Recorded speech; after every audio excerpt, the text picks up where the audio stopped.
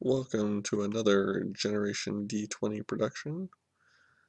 This is JMats here, trying to decide whether I want to go for a 4 booster sealed or a 8-4 draft. Probably the draft. Drafting is always a little bit more fun, and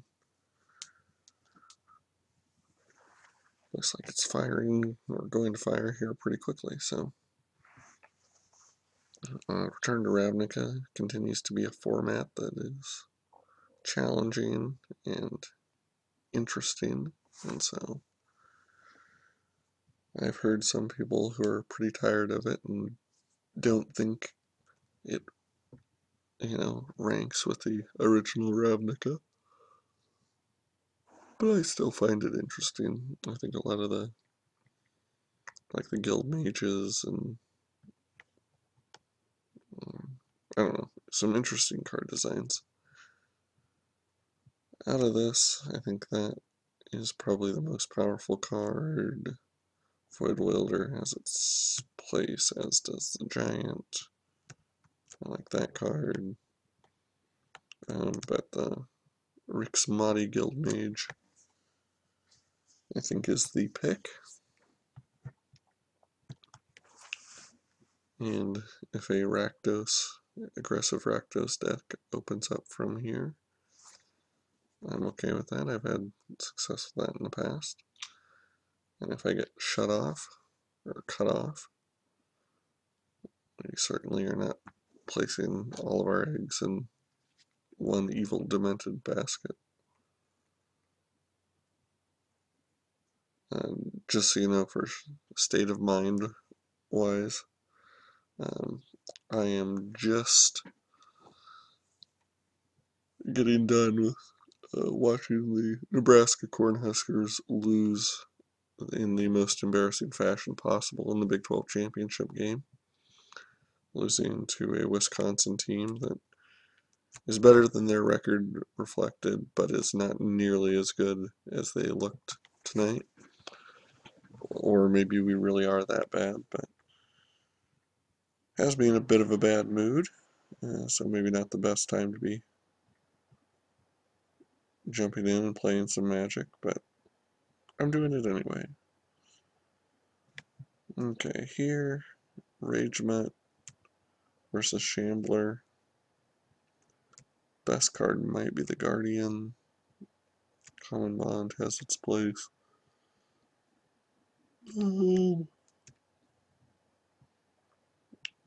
Kind of think maybe Shambler. I like the Ragemet. Just there's some other things you can be doing for 5 mana also. Not that there isn't like a million other things to do with 3 mana, such as Dead Reveler. Here, some mana fixing, so-so removal spell, or Jailbreaker. Jailbreaker's only going to really be good if we can get that to come back around, but I'm willing to take that chance. In decks where I get a Jailbreaker to do what I want it to, I have a lot of success. Lobber Crew is an interesting trick in this deck. Deviant Glee I've gotten a lot of mileage out of recently. Wouldn't think an aura would be so good, especially one that's just, unholy strength with the possibility of trample.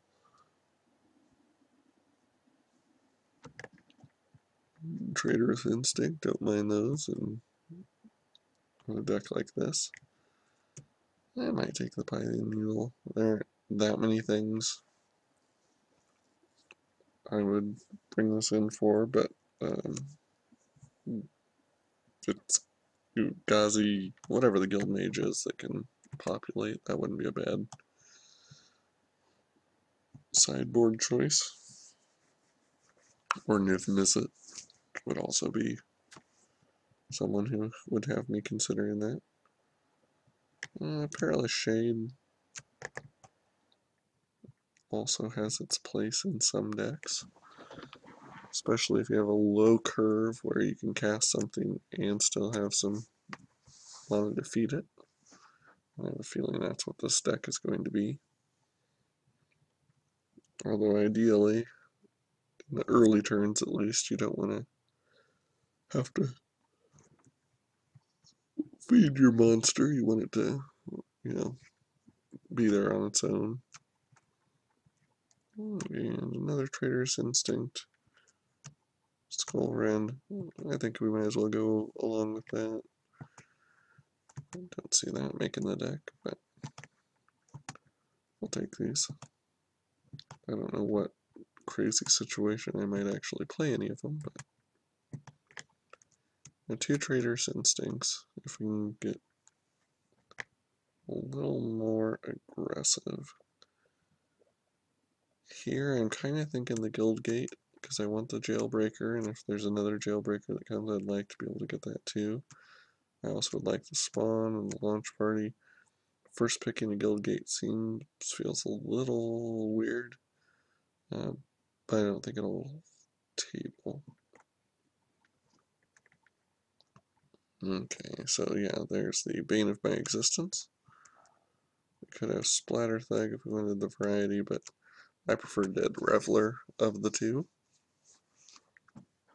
And I don't mind taking an explosive impact as either a finisher or removal, or whatever it ends up being. Definitely need to get these spots a little stronger, especially the 2-drops.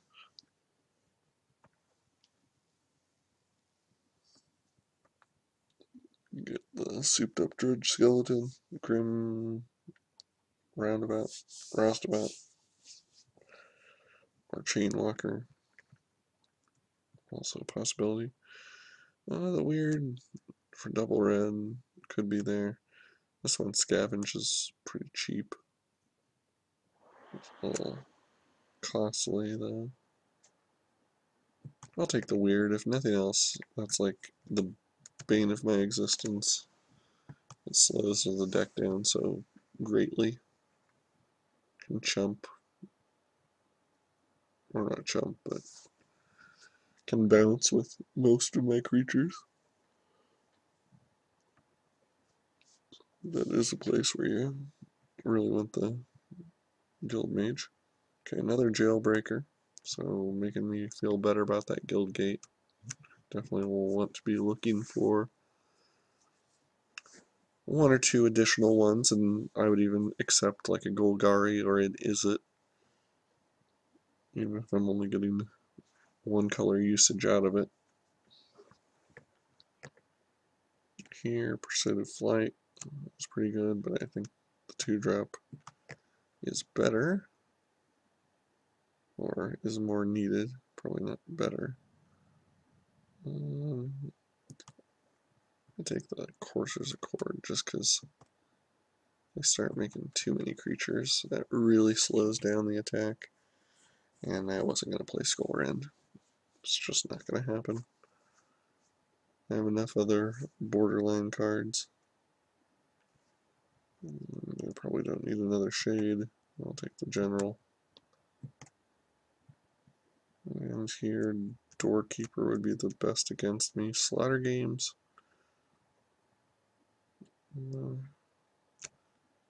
I can take it as a sideboard option. I mean, it would have to be a really awful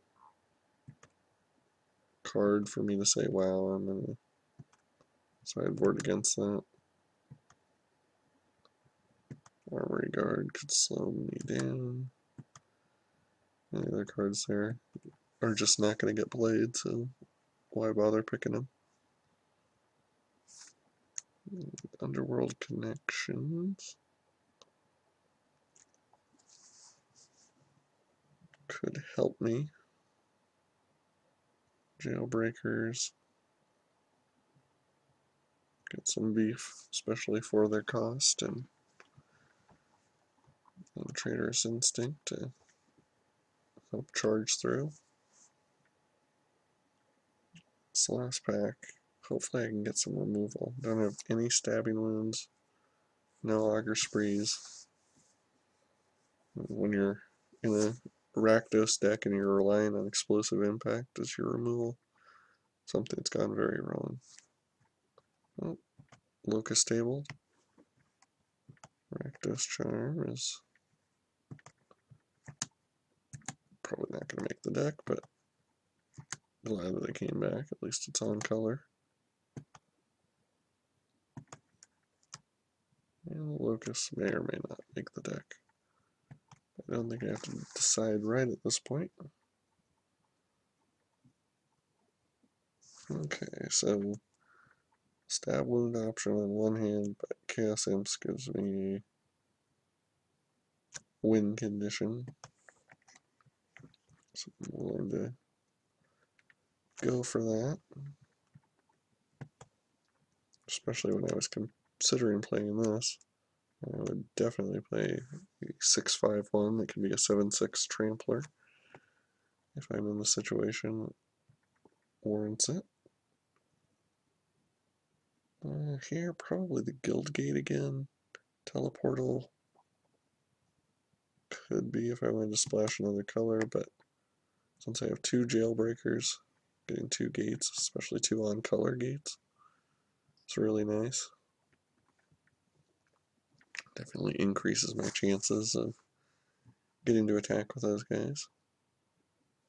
And at pack 2, or pick 2, possibility we'll get more still.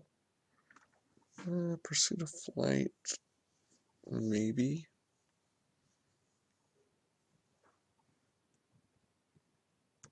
Or the Long Legs would be another. Probably the Long Legs. I'd play that over a Shade in this deck. Because we want it to go fast and we don't want to be spending our turns pumping.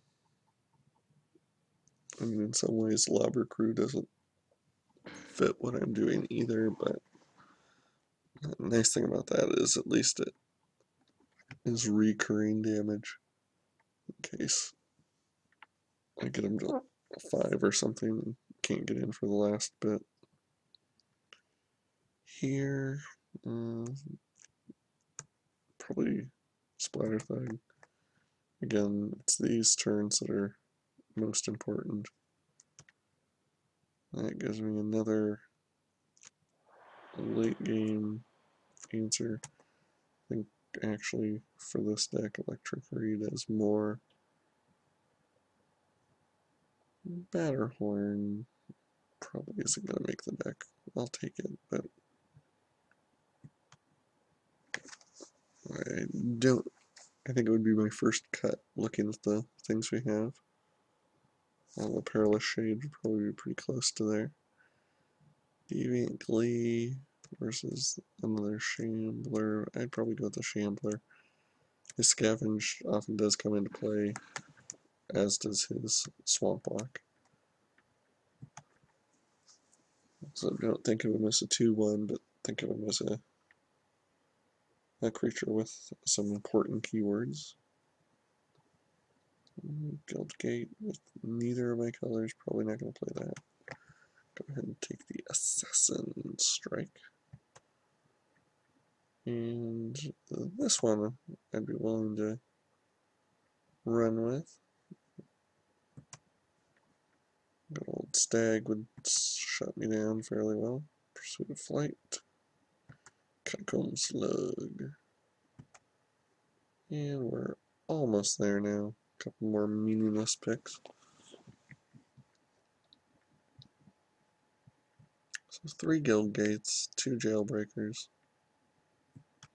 I'm comfortable with that. I don't have much that I want to do on turn 1, so if I happen to draw one of those in the opening hand, it ends up working out pretty well. You know, 3 of them, 3 out of 40. You're drawing 7. I can't really do the odds, but I can say that it's not unlikely that you'd have one in your hand. So, Outpost 316, Austin Hepcat, Black Ocean, Uncle Sasha, Weetabix, and Frost Spectre. And then J Segovia 07. Don't know any of those names. Not even like vague recollection that I may have played them at one point in time. I guess. No, none of them. No memory. So, let's go with Jailbreakers, Shamblers, Dead Rollers, Swindler, Roustabout, TV Glee. We want the Imps and the Impact, Traitorous Instincts, the R30 drops, and probably the Pursuit of Flight. Definitely want Weird and the Guild Mage. Electrickery would give us another little something to do. Go ahead and take Long Legs. And then what's the other key to this? Rakdos Charm could punish them. Assassin Strike, potentially. Locust, maybe Locust. Another answer in the air. 5 is a little pricey. Slaughter games, I don't think I would know what to name. And I'm a little low on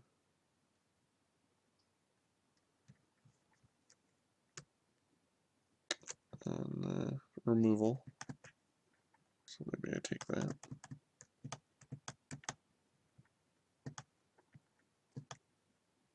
We don't need any blue, and we don't need any green. So probably a couple more red.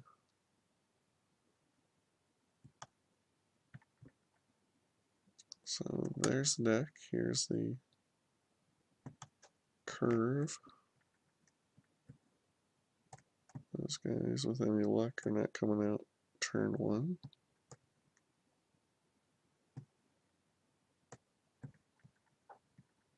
I mean, potentially Electrickery does if they play something, but you're hoping you gotta wait a little bit longer. Rakdos Charms late game. Pursuit of Flight. Okay, Pursuit of Flight, I have no way to activate the blue cost. And I think I'm okay with that. I think it's probably going on a Shambler or something like that that might have evasion. Otherwise, it's just giving more, I don't know, strength to one of my attackers.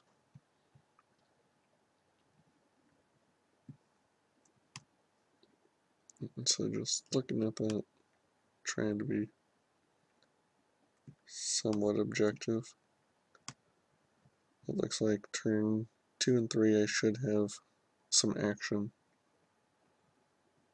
It'd be great if I could get that turn 4, turn 5, maybe use one of those, swing for a lot.